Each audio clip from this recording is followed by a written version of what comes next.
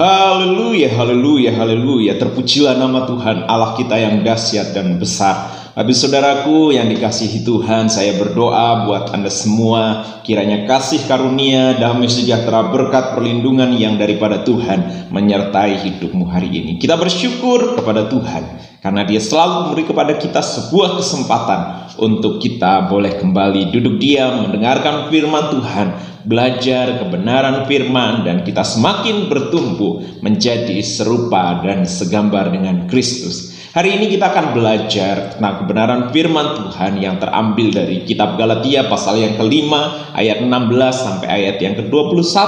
Ya, di sana berbicara tentang hidup menurut daging atau menurut roh.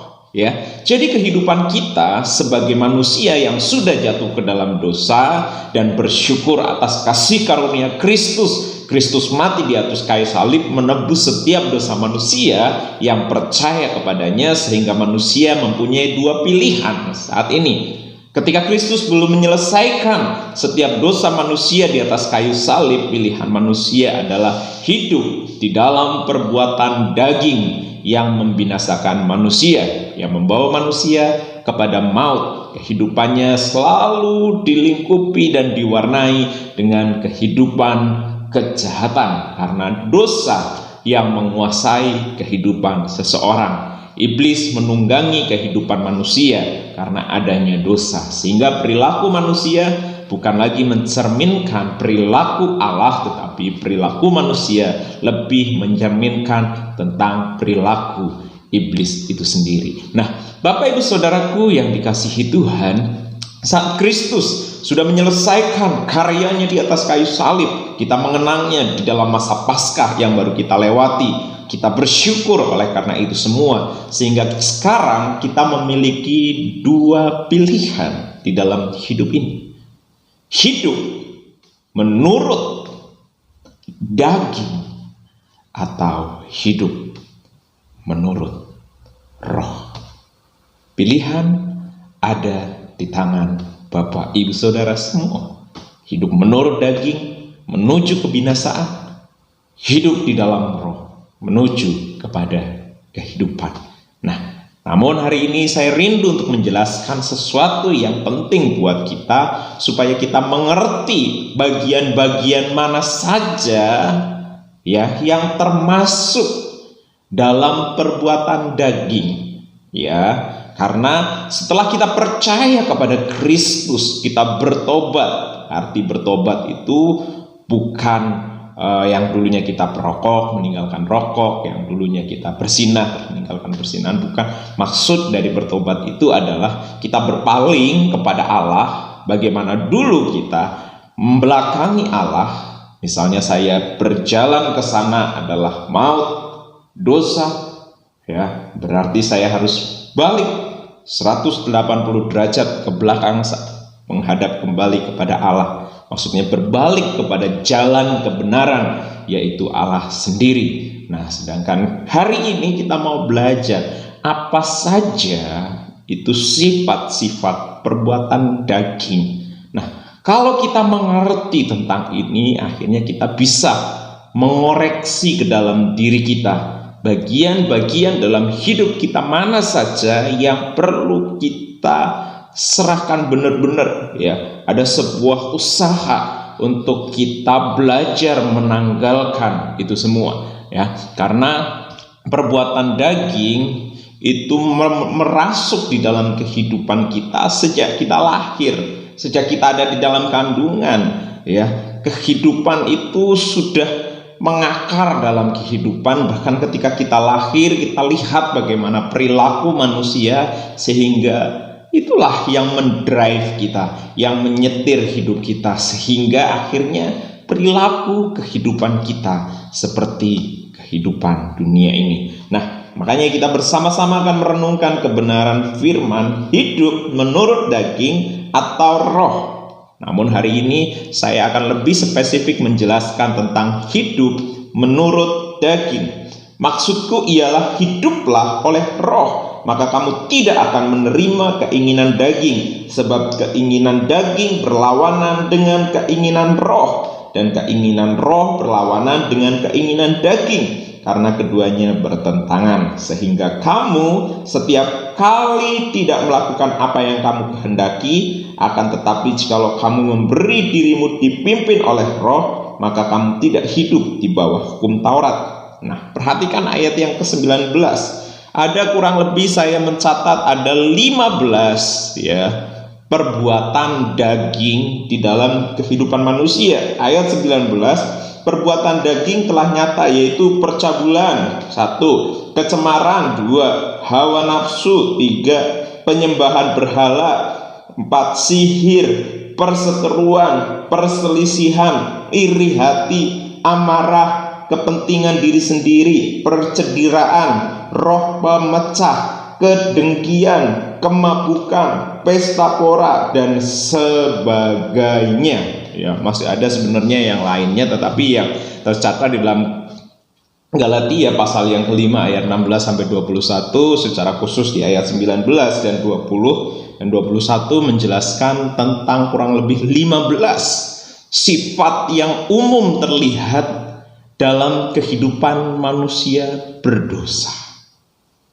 Nah, menjadi pertanyaannya adalah, hari ini hidup saya, hidup Bapak Ibu Saudara, dipimpin atau didrive, disetir oleh siapa?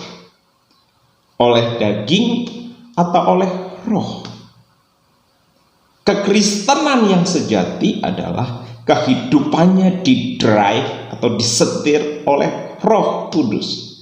Sedangkan orang yang masih di luar Kristus, kehidupannya didrive oleh keinginan daging. Kalau kita rindu hidup kita makin serupa dan segambar dengan Kristus, kita harus berani dengan jujur mengoreksi hati dan hidup kita. Masihkah hidup saya didrive atau masih lebih kuat dipimpin oleh manusia daging kita, sehingga iblis masih memiliki celah untuk terus menunggangi hidup kita, sehingga kita tidak bisa menjadi orang yang menang, merdeka seutuhnya saat kita mengiring Tuhan. Nah, Bapak Ibu Saudaraku yang dikasihi Tuhan, saya mencatat kurang lebih ada 15 perbuatan daging yang nyata, terlihat, tertulis di dalam kitab Galatia pasal yang kelima ayat yang ke-19 sampai 21. Nah, dalam setiap dosa-dosa yang tercatat di situ dijelaskan, dibagi menjadi 3 golongan, ya. Yang pertama adalah tentang dosa seksual, ya, dosa seksual. Zaman sekarang seksual sudah merambat, dikenal, bahkan dilakukan bukan hanya oleh orang dewasa. Di usia saya zaman itu, anak SMA kenal pacaran masih malu-malu. Zaman sekarang anak SD kenal pacaran udah tidak masalah. Ya, ciuman tidak masalah, sekalipun sembunyi-sembunyi. Nah, ini menjadi dosa yang paling dasar, karena siapa manusia yang tidak tahan melihat dosa ini? Rata-rata hampir semua orang suka dengan yang namanya seksual. Tetapi seksual yang dilakukan di luar rencananya Tuhan adalah dosa. Seksual yang dilakukan di luar ketentuan-ketentuan firman adalah dosa. Makanya di situ dijelaskan ada dosa percabulan. Apa itu dosa percabulan? Percabulan adalah dosa seksual yang dilakukan oleh orang yang belum menikah. Contoh, Anak-anak muda zaman sekarang yang berpacaran banyak sekali tuh di bawah-bawah pohon, ya, di tempat-tempat yang sepi, di tempat-tempat yang gelap, sembunyi-sembunyi dan lain sebagainya. Zaman sekarang banyak sekali orang-orang yang jatuh di dalam percabulan, melakukan hubungan seksual sebelum waktunya, melakukan hubungan suami istri sebelum waktunya, dan lain sebagainya. Bukan hanya dilakukan oleh orang yang sudah dewasa, tetapi zaman sekarang anak SMP, SMA, SMP, bahkan SD sudah melakukan dosa percabulan itu sendiri. Nah, bagaimana dengan kehidupan kita sekarang? Ya, jikalau kita pernah mengalami, kita pernah melakukan itu, ada bagian dalam hidup kita yang belum pernah kita akui dan bereskan dengan Tuhan, minta ampunlah hari ini kepada Tuhan, ya, karena ini penting. Perbuatan daging nyata di dalam hidup kita. Tapi kalau kita rindu hidup kita dipimpin oleh manusia roh, yaitu Roh Kudus yang dalam hidup kita, dan kehidupan roh kita semakin kuat di dalam Kristus, kita harus tanggalkan itu semua. Percabulan. Yang kedua, percabulan sama juga dengan persinahan. Persinahan, bedanya persinahan dengan percabulan. Percabulan adalah seksual yang dilakukan sebelum menikah, sedangkan persinahan adalah hubungan yang dilakukan setelah seseorang itu menikah. Seperti misalnya selingkuh, cerai dan menikah lagi, belum beres perkara dan banyak hal lagi, sehingga akhirnya mereka melakukan hubungan persinahan. Nah, kalau itu kita lakukan, perlu ada sebuah pemberesan, perlu ada sebuah pemulihan dan pembaharuan. Bapak Ibu Saudaraku yang dikasihi Tuhan, saya rindu kita semua menjadi orang-orang yang hidupnya dipimpin oleh Roh Kudus itu sendiri. Tuhan menciptakan keluarga, Tuhan menciptakan seksual adalah sesuatu yang indah, yang perlu kita jaga sebagai orang-orang yang percaya kepada Tuhan. Sebab itu nasihat saya buat anak-anak muda, jaga pergaulanmu, jaga engkau yang sudah berpacaran, engkau yang sudah naksir dan lain sebagainya, jaga hidupmu. Engkau yang pikirannya suka melayang-layang kotor, jaga hatimu, jaga pikiranmu, ya. Jadi percabulan, kecemaran, hawa nafsu, itu 3 dosa yang tercatat di dalam kitab Galatia pasal ayat yang ke-19. Dosa seksual, nyata perbuatan daging itu. Yang kedua, dosa yang bersifat spiritual, ya, perbuatan daging, yaitu penyembahan berhala. Apa itu penyembahan berhala? Penyembahan berhala di dalam perjanjian lama menunjuk kepada penyembahan kepada bentuk patung-patung atau dewa-dewa yang menurut mereka itu memiliki kuasa atau sesuatu alam spiritualitas yang bisa menolong mereka, menjaga mereka, memelihara mereka, atau sesuatu yang mereka anggap itu bisa membawa keberuntungan di dalam kehidupan mereka. Nah, jadi perbuatan daging itu ingin memuaskan, ya, spiritualitas, keinginan-keinginan yang tidak terlihat, ya, itu dikerjakan dan dilakukan dengan segenap hati, dengan segenap kekuatan mereka melakukan itu. Nah, apa yang perlu kita renungkan di dalam hidup kita? Masihkah dosa ini juga kita lakukan? Penyembahan berhala di zaman modern ini. Bapak Ibu Saudaraku yang dikasihi Tuhan, penyembahan berhala di zaman modern tidak begitu ketara dan tidak begitu terlihat. Definisi yang paling mudah tentang penyembahan berhala di zaman modern ini adalah melakukan segala sesuatu, baik itu pekerjaan, ya, baik itu hobi, kesenangan-kesenangan kita, dan lain sebagainya, melebihi dari cinta kita dan kasih kita kepada Tuhan. Contoh pekerjaan, hari Minggu contoh adalah hari untuk kita beribadah kepada Tuhan.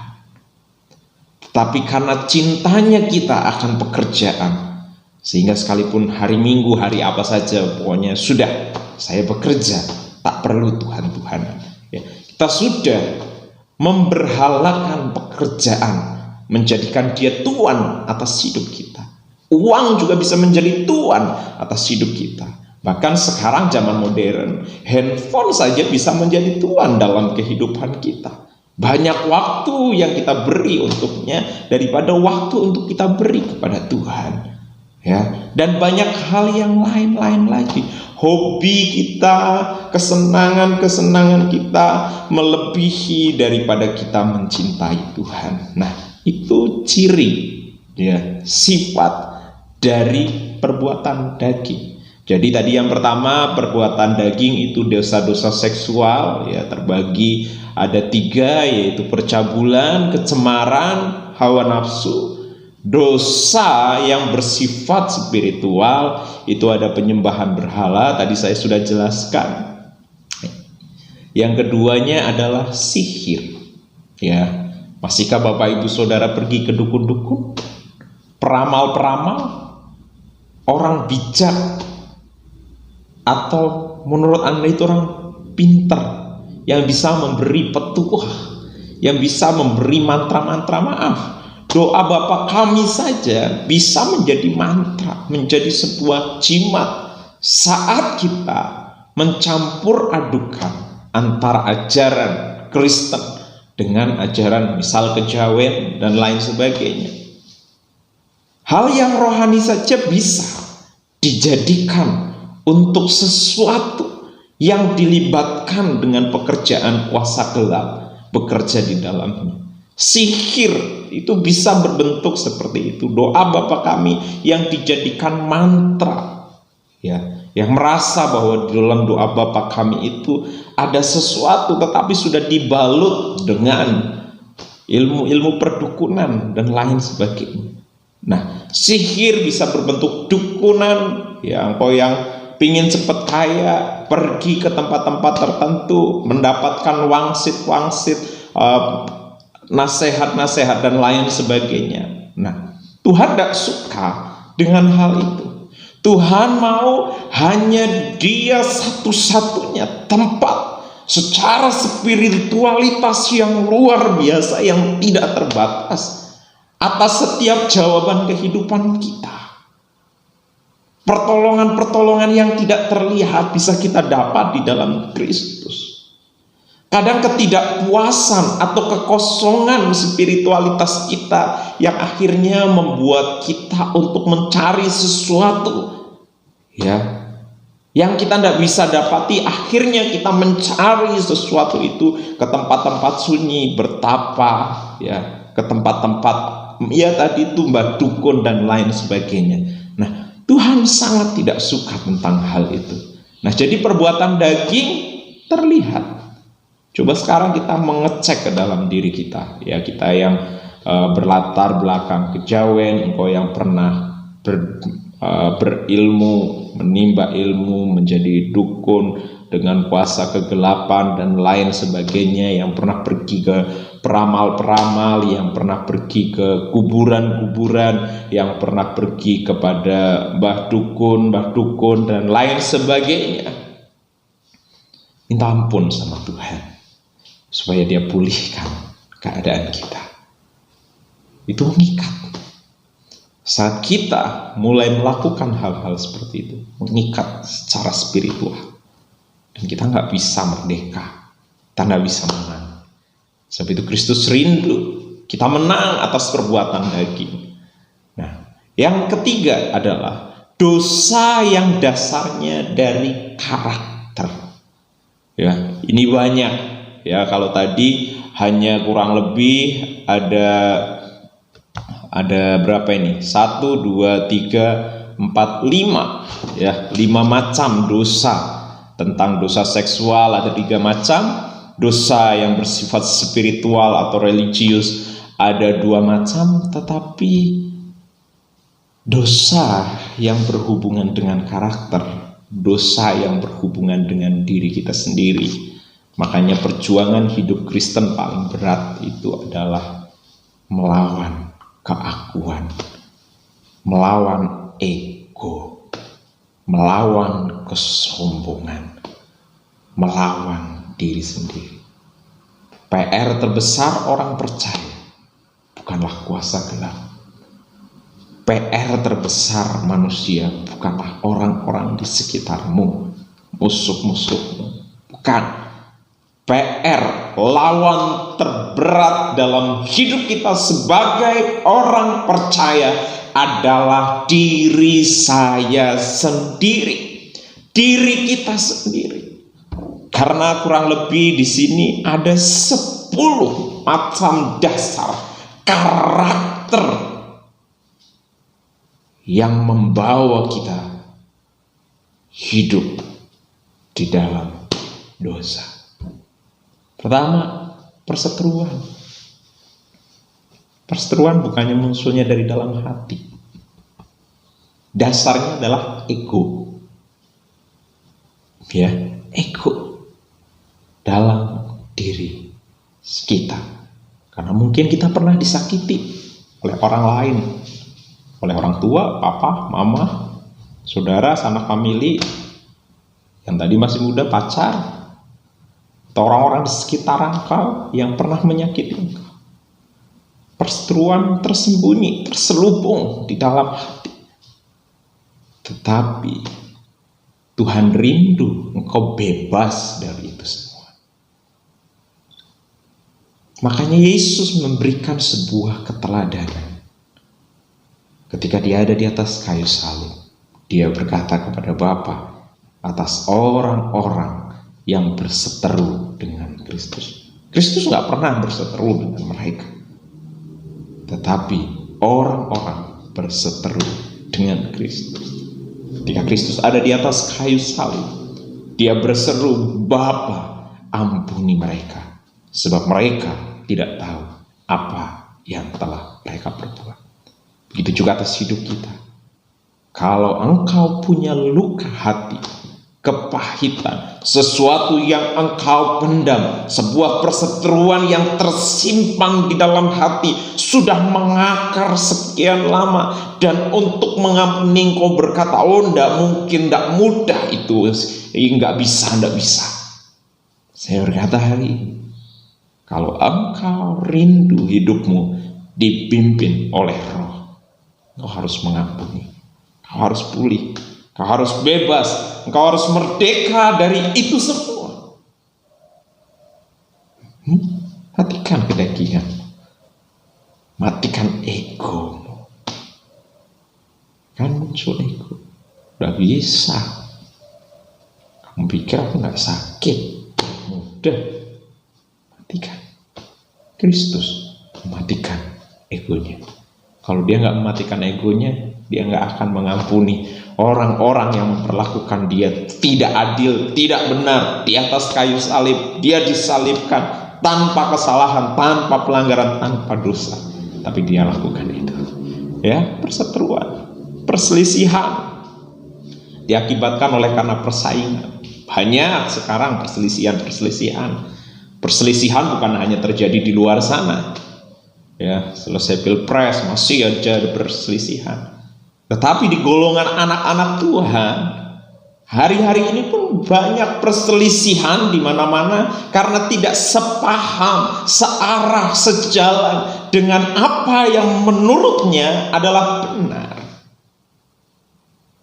Jadi dasar perselisihan itu memandang bahwa apa yang aku pikirkan itu adalah benar dan orang lain harus terima kebenaran itu. Kalau tidak, sudah kita musuhan. Tidak sejalur, nggak searah, tidak selesai. Nah, Kristus mau lepas merdeka dari itu semua. Iri hati, ya. Iri hati ini sama saja dengan kedengkian, ya. Iri hati itu sama dengan dengki. Iri, biasanya dasar iri itu apa sih? Lihat orang lain lebih berhasil dari kita, benar nggak?